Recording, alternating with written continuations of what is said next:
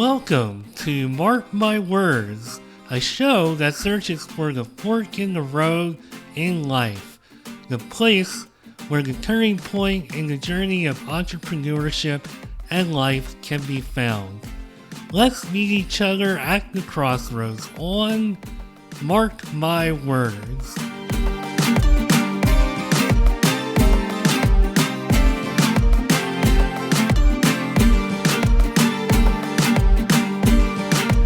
This episode is sponsored by GrowX Labs. Quick question. When you're leading a team or growing a business, who helps you think clearly? GrowX Labs offers executive decision support, real-time access to a trusted strategist who helps you navigate tough calls, leadership blind spots, and everything in between. No fluff, no long-term commitment, just fast, honest insight from someone who gets it. If you're a founder or exec and need a sounding board, go to growxlabs.com/mark. That's grwxlabs.com/mark and book a discovery call today. So, when I first started Mark My Words, the whole idea of doing this show was to talk to people, particularly entrepreneurs who did a career transition from entrepreneurship or from maybe corporate America or something else to entrepreneurship, I should say. However, what I didn't anticipate are just the plethora of different guests that I've had and different conversations. And hopefully there is a crossroads that we've been meeting at and a transition or an interesting story that we've been able to bring to the table over the past several years. But today, I feel like Mike Deaton and his wife have a story that actually really truly meets at the heart of what I intended this show to be in the first place. And although my start into entrepreneurship sounds slightly different than theirs, they were both laid off on the same day, which is like mind blowing. I can't wait to hear the story about that. I, on the other hand, kind of got started because I could have stayed with my company, but they offered me a buyout package. I decided to take it because I really just wanted to get out in the world more and step out beyond where I was. I was feeling a little bit stuck where I was. And I feel just from reading up on Mike and his wife's story that there are a lot of parallels between us and the things that we've learned along the way. And for one thing, Mike Deaton is trying to help people to not necessarily flip houses, but flip land. And he is all about the dirt and the land and much more. And I can't wait to dig into Mike Deaton's story here. One of the problems with a guest who has so much to talk about, there's so many notes and so many things to dig into. But how about I just say he is the co-founder of Flipping Dirt. He is the co-host of Cash Flow Fight Club podcast, and he's got a lot of other stuff going on. Let's give the man a chance to speak. Mike Deaton, welcome to Mark My Words. How you doing? Mark, thanks for having me on the show. I'm excited to talk all things or any things that threads that we want to pull on. And yeah, it sounds like echoes of similarities in the story there. But it's a great podcast and theme that you have. I think there's so many people that turn to entrepreneurship a little later in life. Yeah, that's definitely the theme that I'm picking up on. There's some awesome Gen Z individuals I've had on this show who just almost make you feel like they've had it figured out since they came out of the womb. I mean, they're just mind blowing. But not all of us took that route. But I don't really know where I'm going with that. But I I think think generationally, you're onto something because I always tell people I love my journey, and I really don't. I'm not a person who looks back with regrets.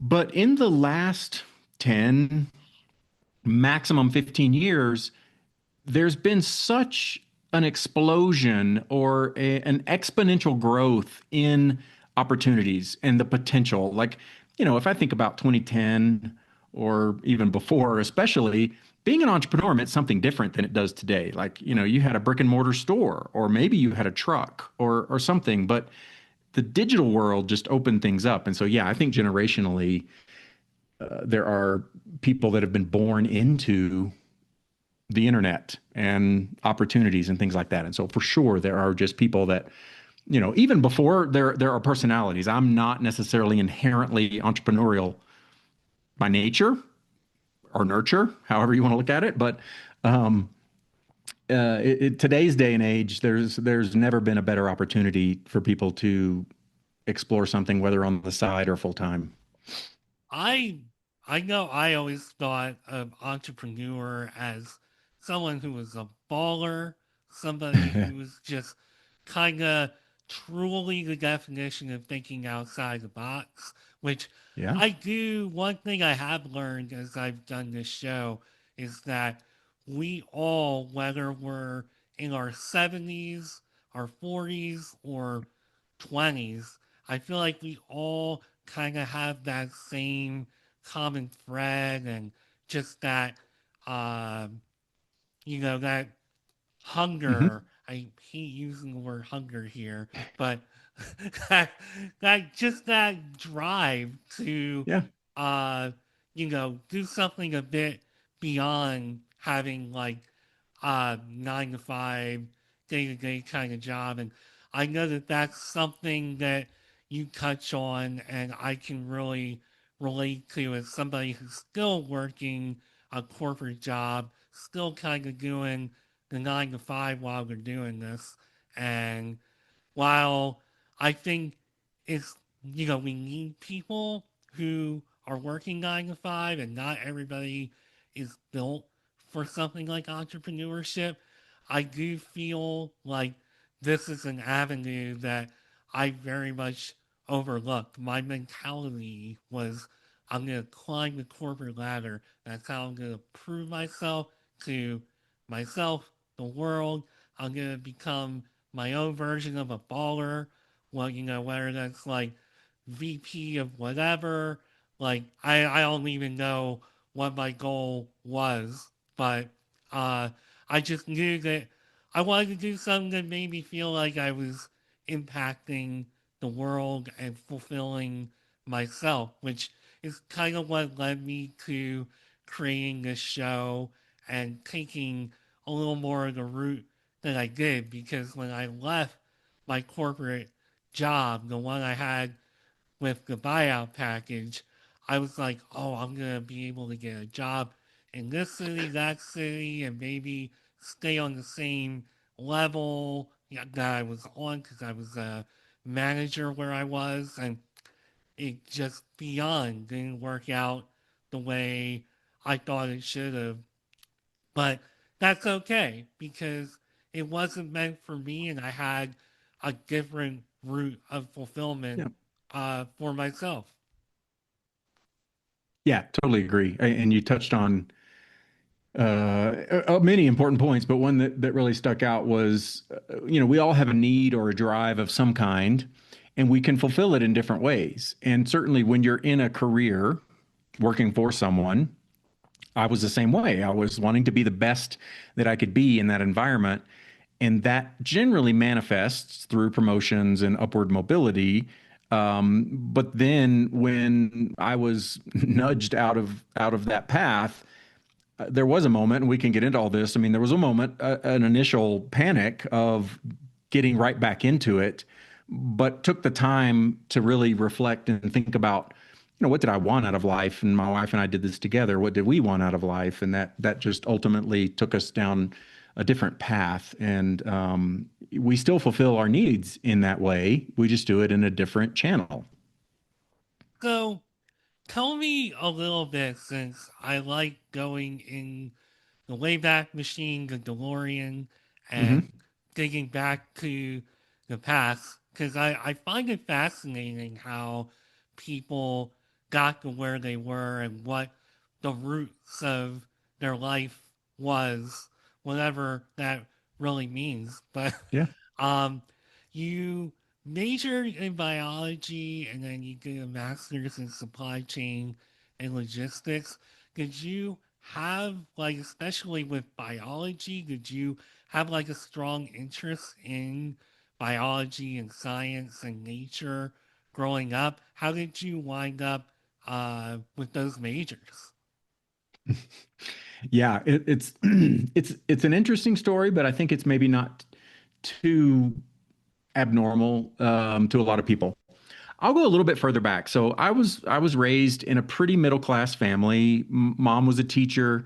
Dad was an entrepreneur. Like from early days, he had little jewelry businesses. Went to the mall, had a kiosk, had a photography business. He was a hustler.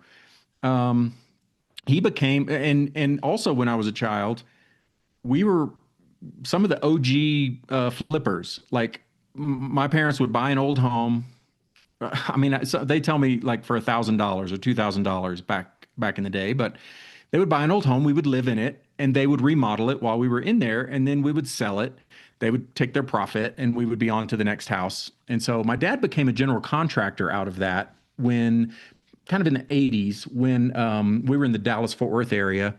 And Arlington, Texas, right in the middle of Dallas and Fort Worth, became a really big suburb. And there was a lot of housing development. And he caught that wave and really spent his formative career building homes, both custom homes and spec homes.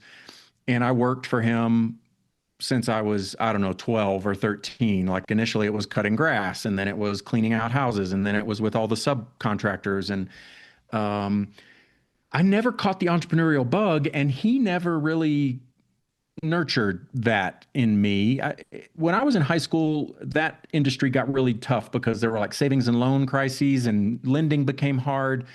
The big box home builders came in and they started just cookie cutter homes and profit margins really thinned out. And he got a distaste and pivoted into something different. And so by the time I went to college, I was of a mind to go and be a doctor. I was going to go med school, have a nice salary, and it was all, I was very interested in sciences.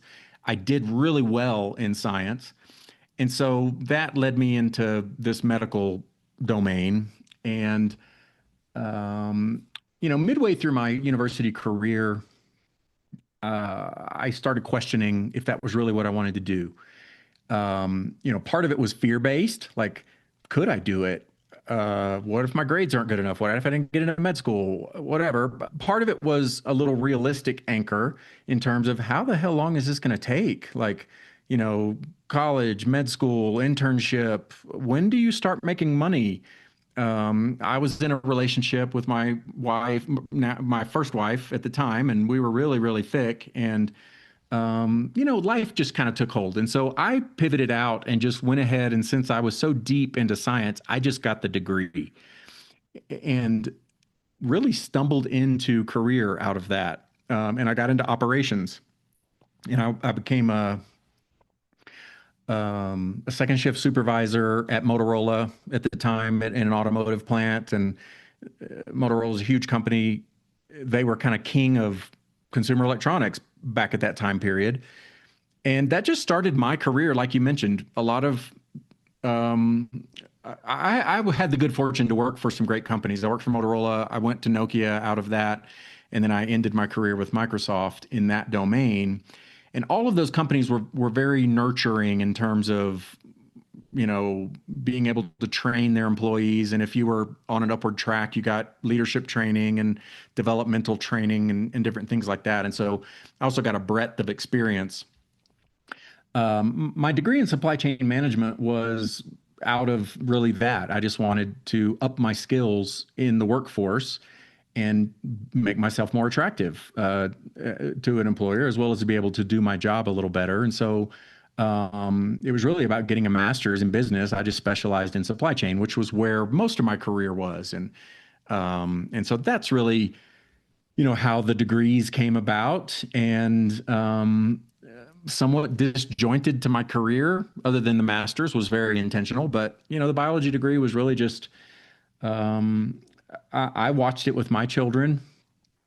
The the desire, it's not a desire, but the system forces these decisions so early. Like my kids, when they were not even in high school, they had to pick a track. Are they going to go down, uh, a technical track? Are they going down a preparatory track? And then it's just like they didn't know. They were like, "What are my friends doing?" or "What do I like?" And it's just, all of the education system is archaic in a way, right? I mean, it trains people for jobs that just really don't much exist anymore, and it is ripe for a revolution of sorts in today's day and age. But that's just what happens. And both of my daughters are have gone to university, and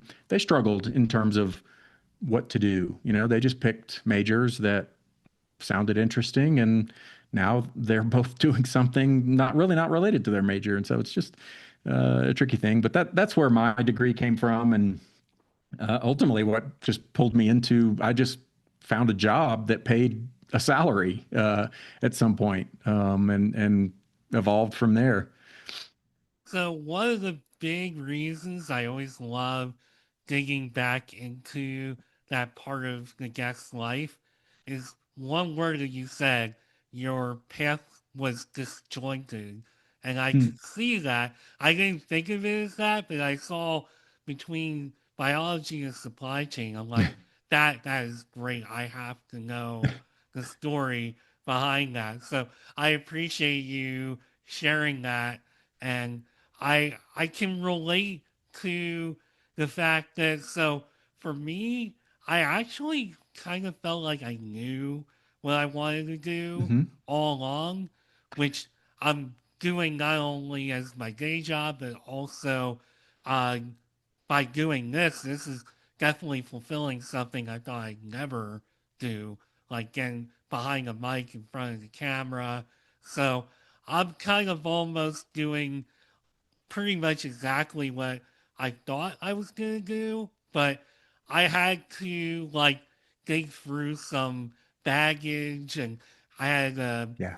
parent who's just like, you know, didn't see the they saw that the path I was trying to take might not be the most practical, because we're talking about working in the entertainment business, even though I'm not uh, looking necessarily to be the next, I don't know, Jimmy Fallon or whatever.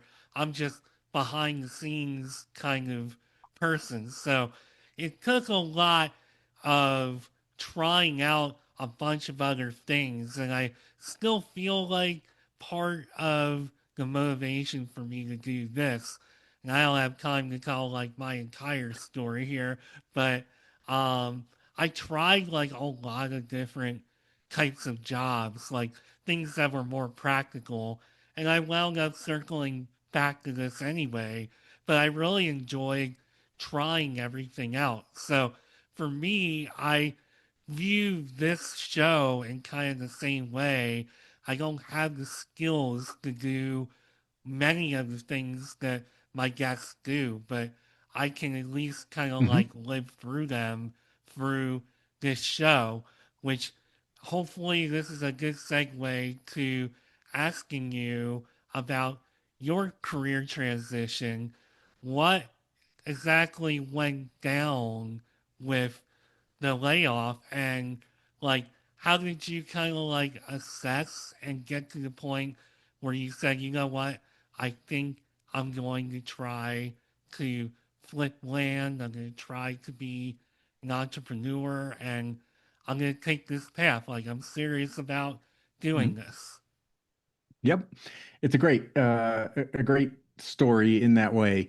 So, um, before my layoff, I got divorced in the mid 2000s, around 2006, 7, 6, 7. Huh.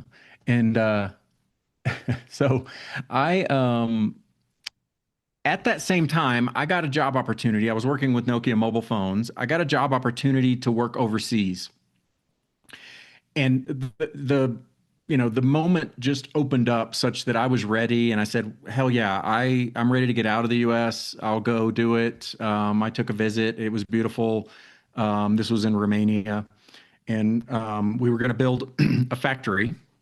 We did build a factory. And so I was part of that team to build it up and run operations.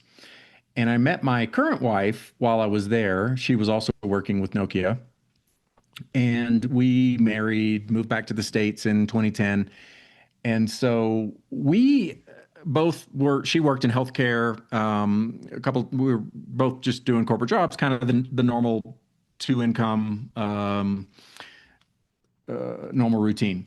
And so, fast forward to 2016, we both got let go from our companies. Her company was consolidating, they were closing down a satellite office and moving to Arkansas, where their headquarters were. Microsoft was doing a little bit of a similar thing. I was in and out in an office in the Dallas area, and I didn't have any desire to relocate to Washington, which is kind of where I would have to go if I were to stay. And so, similar to you, I mean, I knew that a reduction was coming and talked to my boss about it, and we agreed that I would just be on that list and not move to Washington and those kind of things. And so, my wife and I were both let go, and although I knew it was coming, it was still a bit of a sucker punch when it happened. I mean, it's like, oof, wow, that was our only income. Like, we didn't have real estate or a side hustle or anything like that. We had savings, and I got a severance, and so we had ability to ride this out for a while. But my immediate reaction was, I got to get a job. I got to get a job fast, get back in the workforce. And I started interviewing, worked my network, connections, recruiters, different things. I was interviewing for other big tech companies, Amazon, Tesla, Apple, mostly all West Coast based companies. I was thinking, okay, they're going to want a relocation most likely. At the time, I had been traveling 25 to 50% of the month. Like, I had an international team. I was envisioning getting into the same thing. What's the company culture going to be like? Is it worse? Is it better? Microsoft wasn't a great culture at the time. It was a really, especially in operations, it was really like, what have you done for me lately? Um, anyway, I just, going through that whole process was uh, ridden with anxiety. And fortunately, we both reflected and decided to take a little bit of a pause and a breather. And we did some exercises. We worked on our values and just said, what are our core values? Let's rank these out. We reflected on, or maybe better to put it, we thought forward. What did we want out of life? And having worked together in the past, being together more was something that really appealed to us. My older daughters were in university or about to go, and that was all, they had money set aside, and so that was covered. And so at the same time, my risk tolerance opened up a little bit because I didn't have to provide for, or I didn't at least feel like I had to provide for so many people. And my wife is a little more risk tolerant than I am. She came from a totally different, I mean, she grew up under dictatorial communism, uh, really, just a different environment, a different mindset. And so she was all in from the start, like, hey, let's just do something on our own. Um, Land had been on the back burner for me for a couple of years. I heard, just like on a podcast like this, I heard um, two different people on different shows talking about land, and it sounded really intriguing. The the cost to get invested was minimal, or could be, and the returns were astronomical. And so I had bought a toolkit, but I hadn't looked at it because I'm working full time and not really giving any thought to a side hustle. But in that moment, we decided to go ahead and take a look at that. We went through the material. It piqued our interest a little bit more.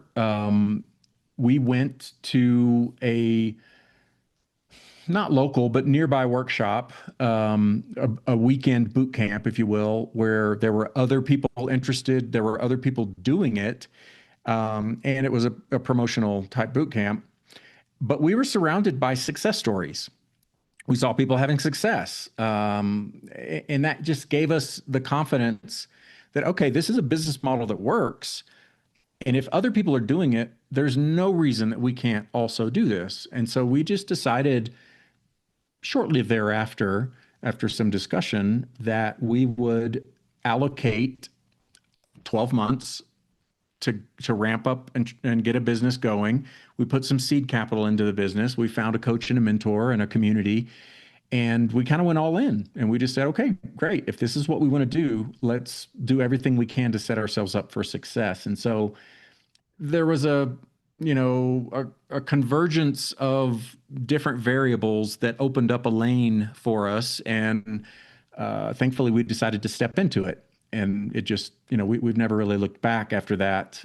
We diversified a little bit along the way, but land is probably still 90% of our business income. And yeah, it's been great for us. And so that was really just kind of how that all came to pass in that moment.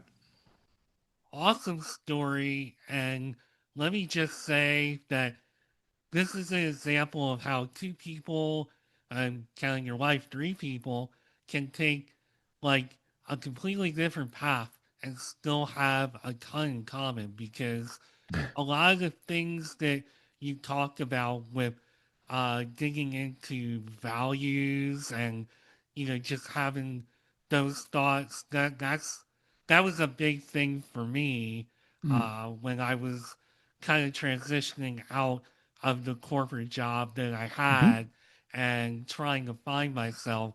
I wanted to become more aligned with the values that I have. And that's while my life luckily has gone in a way that has led me to having a life where my values and my life and my work here especially lines up a bit more, there's still always work to do with that. And I also see the parallel. So when I was trying to find myself and trying to find just something that fulfilled me a little bit more, that's when I was going to something called LinkedIn Local, and Hmm. I met people who were entrepreneurs, and they were not only did these events have speakers who were talking about creating content, because I know last decade was really like kind of like the birth of people creating their own content a little bit more. And I met a lot of people who planted the seeds of me thinking about how I can utilize my skills and even discover skills that I didn't know I had. And that really impacted me, I feel, in kind of a similar way as what happened to you and your wife. Same, but definitely very different. So that's Sure. amazing story. Yeah, thanks. I mean, I reflect on it often, and especially on podcasts like this and in similar situations. But I think life, unfortunately, um, demands a lot of attention, especially in the financial domain, right? We live in a society that's built on, well, it's built on consumerism to begin with, but there are certain needs that we have to fulfill, and they all require money. You need shelter, food, clothing, and all of that. And from an early age, most of us are thrust into that world, and it's a scramble And then it's a hamster wheel. Like you're climbing the ladder or you're dodging uh, AI coming for your job or whatever. And there's not a whole lot of this is a bad thing to say because it's incorrect, but we don't take a whole lot of time, let's say it, to reflect on things like that. There's plenty of time in a day for most of us, but it gets consumed with other things and we don't take that time to breathe and think about values. And it is a higher level luxury, let's say. I mean, for the I don't know what the percentage is, but it's more than half of America and the world for that matter. Survival is really challenging, right? I mean, many people work two or more jobs. They have hardships, and it is a bit of a climb up the hierarchy of needs to be able to take the time to reflect, but then to be able to act on it and say, okay, I know I want this, and I have the ability to pivot and go do this. It's just, and so I count myself grateful, but I do think, and I see my children go down this, they're adults. I mean, they're in their 20s, late 20s, but I see them going down a similar path and they don't have I will even mention things. I don't have time for that, Dad. I don't have time to do these kind of things, or it's some lofty idea or something. And just it's a shame that our society just demands so much in a certain direction or domain, right? Consumerism, attention, social media just amplifies all of the attention towards external factors, and even micro, attention spans are getting smaller and smaller, and so but yeah, fortunately for us, we did take time to think through those kind of things and be able to act on them in a certain way, because I think many times a lot of us can do the mental work, but then to actually act or push through fear or things like that, which I still carry those things today. I mean, it's entrepreneurship is great in many ways. It's also tough in many ways in terms of, being responsible for your own survival. And I respect people that have jobs and work in careers just as much as I do entrepreneurs. I mean, it's just your own proclivity in many cases. In some cases, people are stuck, but that's another social factor of the way we, want to accumulate things irresponsibly to a degree, and then we do get stuck. I was there for decades. Like I got mortgages and credit card debts, and then you don't have space to do anything because that next check is all you got to get things there, and that's just a terrible place to be. But yeah, it's count your blessings. Right. On that note, especially between what you're saying and I'm looking at your website, life is too short to put your dreams on hold. Don't be dependent on someone else for your income. Stop delaying crossing off your bucket list items. Quit trading your time for money. You put a lot of emphasis on trying to teach people the value and the luxury of owning your own life and owning your own time, which is what you're doing with your business today. And while I still have a more regular type of job, I have a ton of flexibility with Mm, what I'm doing. So I've had a little bit of a window in seeing what that kind of flexibility can do for your life. Like it allows me to make time to record an episode of Mark My Words during the middle of the day rather than being stuck at the office all day. yeah, And just something like that. Again, our lives are a bit different, but they're also kind of the same. yeah, So I'd love for you to just talk a bit about the reward of owning your own life and the life that you've created by becoming an entrepreneur, especially within the niche that you have created?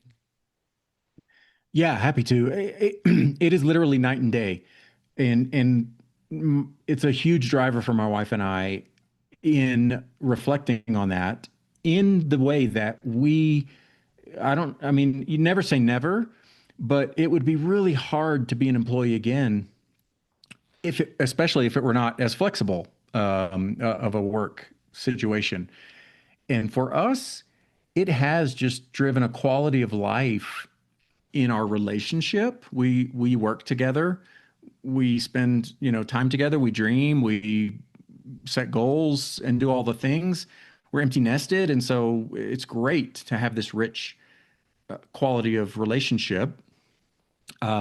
Lygia is Romanian, and so here in March, we're going to go to Europe, and we'll spend 4, 5, 6 weeks visiting. She has a sister that lives in England. Most of our family's in Romania, and so every year we're able to take a large block of time and go allow her and me to, reconnect with her family. We can still nurture the business from overseas. It's such that, we can maintain things happening. Yeah, it just the quality of life. I mean, um, I guess we're in our fourth year, but we moved from Dallas to Colorado in 2017, and we rented for a while. We downsized while we grew our business. But a few years back, we bought a home up in the mountains. It's just beautiful to be in nature. It was always our dream, but we achieved it a lot faster than I think we ever imagined it would happen. It was more on a 10-year plan, and it happened in, a few years faster. And right before this podcast, I went for a nice run. It's a sunny day here, and so I got to go out and enjoy nature. And the work is very flexible. What we do. At the same time, we're very responsible with. I mean, I have an operations background, and so we have a structure to the work that we have KPIs or metrics that we measure. We have certain routines that we stay part of, and I of late, I don't know, I just finished reading Jocko Willink's book Extreme Ownership, and I can't remember. There's one other person I've heard say this, but Neil Pasricha, I think, is somebody who has a certain blog. But discipline creates freedom. Like this having this discipline allows us a certain amount of freedom because we get the work done. We can slot it as we want to, but it allows and enables a certain amount of freedom. And so all of those factors, I'm also a person that strongly believes in seasons of life. And in your early 20s, you more often than not don't have a lot of financial resources, but you have time resources. And so you're able to do different things to trade your time to earn the money and do things with it. You also have different value sets as you age. And so this is why I think reflecting on values and what's important to you in life should be a regular activity that you practice because it's not static for most of us. I mean, maybe for some people it could be, but all of those things are just for this season of our lives, enable a lot better quality of life for us. And yeah, for us both, that is more important than the accumulation of things. What drives us is being able to have adventures, go travel, spend time together. We like nice things, but within reason, it's not a driver. I think for us, a bigger driver is being able to provide for our families. Like we have aging parents, we have young adult children, all the things there. And so we love to give them experiences as well. And all of that really, really cements the nature of keeping this life that we've created and adapting it in certain ways. For the last couple of years, we've been coaching others. You mentioned at the beginning of the show, I thrive off of coaching and teaching and giving back in that way. It was what I loved as part of my corporate career was mentoring my team and watching them grow and climb, often at my expense. Like I would promote others. But it's really an important part of my character and personality. And so I love teaching others this business and watching them transform and helping them attain their goals and such. And so it's likely something that I'll pivot into here shortly, not fully, but in more of a life coaching, career coaching, some adaptation of that. AI is going to bring particular challenges. I think people are feeling anxiety or trying to figure out how do they fit into this world where there's another entity that's occupying a large space, and yeah, it's just really all of that gives us this perspective of appreciating where we came from, but not really wanting to go back to that if we can prevent it from happening in such a way. So that's really what I would say is central to our design of life these days. And And the that's messaging on the website echoes a lot of that, obviously. And that's what it's all about. I think so many of those points that you made, at least from my perspective, that's what it's all about. That Hmm. at least is why I got into entrepreneurship and have remained, uh, not only because I love what I'm doing, but also for the ability to grow and to have even more of that kind of life that whatever it is in my mind that I'm picturing as an ideal life. And I feel like many of us think about those kind of things and probably want it, but don't always know how to go about it. And I'm certainly not here to explain how to go about it. But one thing that I do want to touch on, because this episode is going really fast, uh, want to talk a little bit. So I I told you before we started that there aren't really any gotcha questions on this show, and there still aren't. But it did get me to thinking about the fact that one of the reasons that I wanted you to be on Mark My Words is because you're bringing something a little bit different that I haven't had on this show and really haven't thought about the whole concept of like flipping land. You hear a lot about flipping houses. I know I've had at least one or two individuals on this show talk about flipping houses, but not so much like flipping land. Yeah. So before we like run out of too much time, maybe talk a little bit about what it means to flip land and your what what you do, what does it look like, and what could somebody expect if they ever decided they wanted to do something similar. Happy to. Yeah. It's house flipping's uglier, more boring cousin than so you don't see Netflix specials on or HGTV or whatever the channels are these days that just a camera watching land sit there.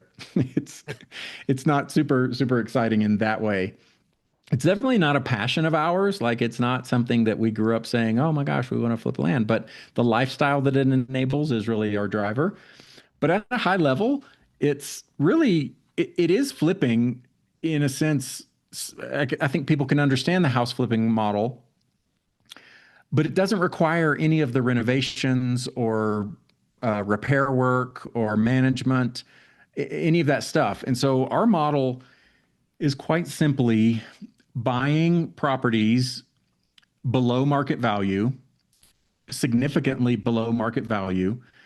And we do that by approaching property owners off market. Like we don't go after listed properties. We reach out to people unsolicited. We make them an offer, or at least start a conversation for people that are interested. And there are, I don't know, half a dozen to 10 motivators of people that inherited land and they're tired of paying taxes, or they had a dream at one time, now they don't, and they want some cash for their land. Some people just don't want to involve realtors or other things, and so there's a handful of reasons. And usually, what we do is we'll send out these unsolicited offers, And there's anywhere from a 0.5% to 3% of people that are open to it. And so we're able to find properties for 20% to 40, 45% on the dollar. And so we get really, really deep discounts, and we can then turn around and just resell it. And so the profit margin is baked in from the purchase. So if it's a just round numbers $50,000 market value property and we buy it for 20, that margin is already baked in, and we just turn around and resell it. And we have done that a couple of different ways. You can obviously just transact something for cash. Somebody pays you 50,000, you sign over the deed to the property.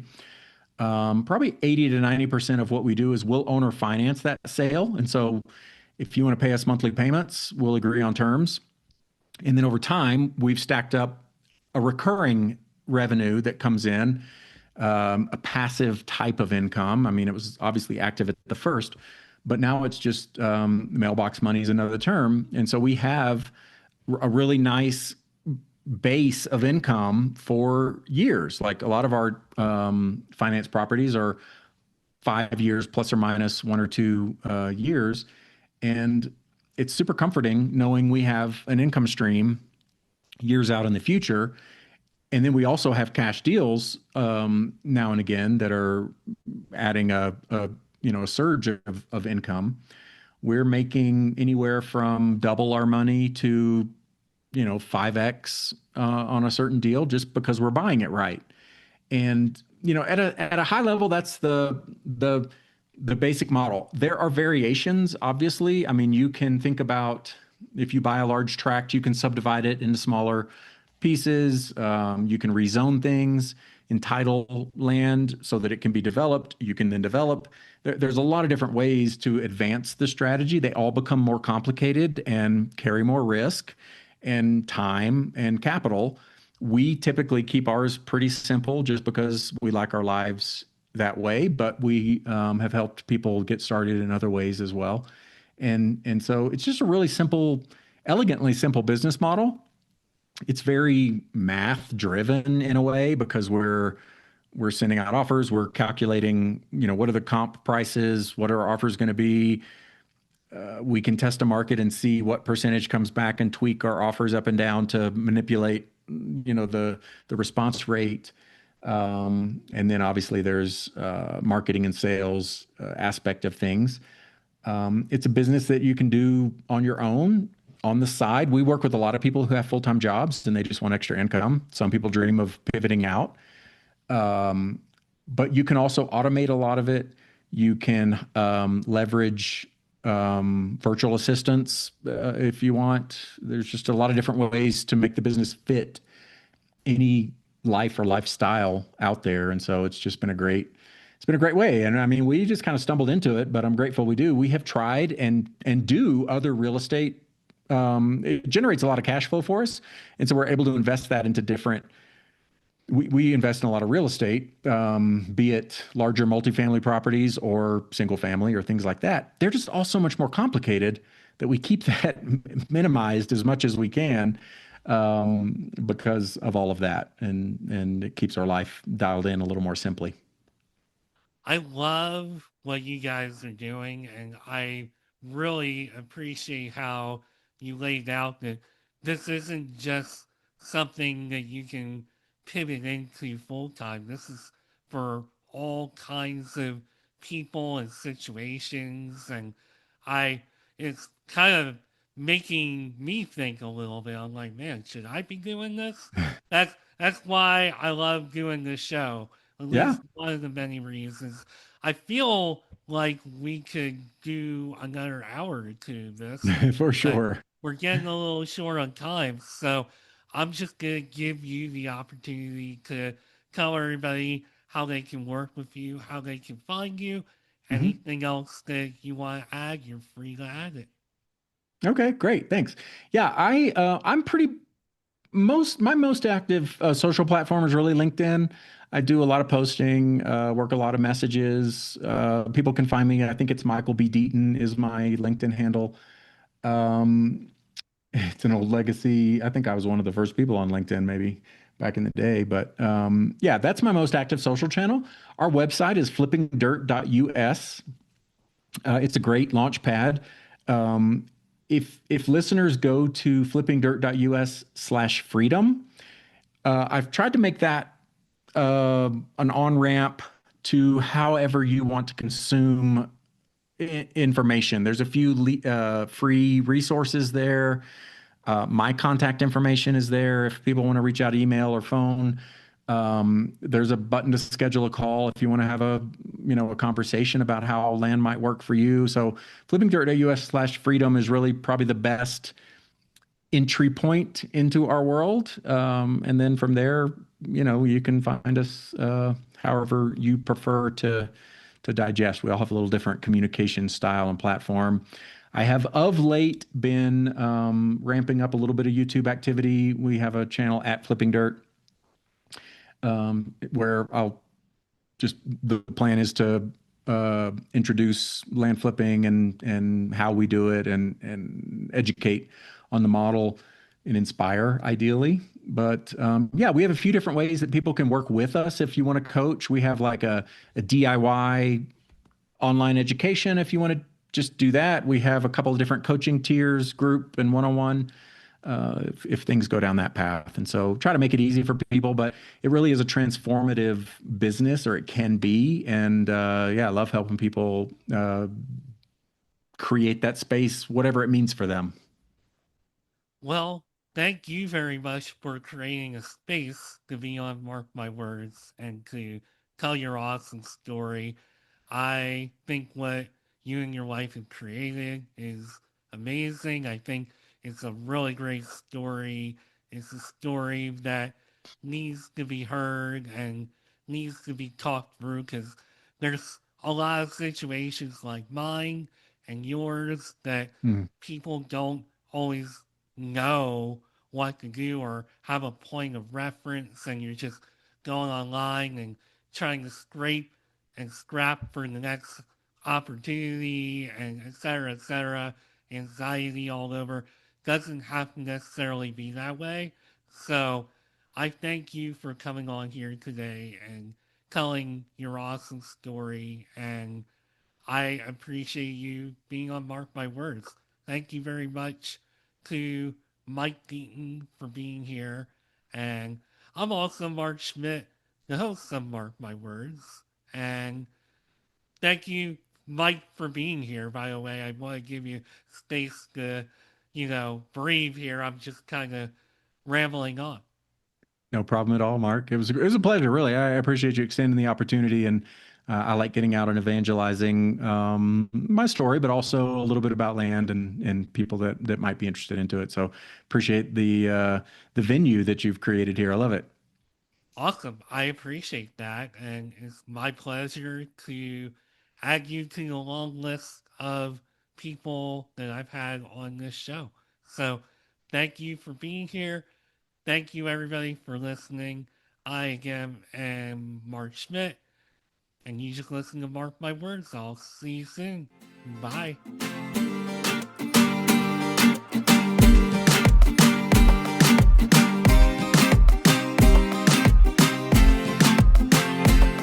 Thank you for taking time out of your busy day to go on a journey with me into entrepreneurship and life on Mark My Words.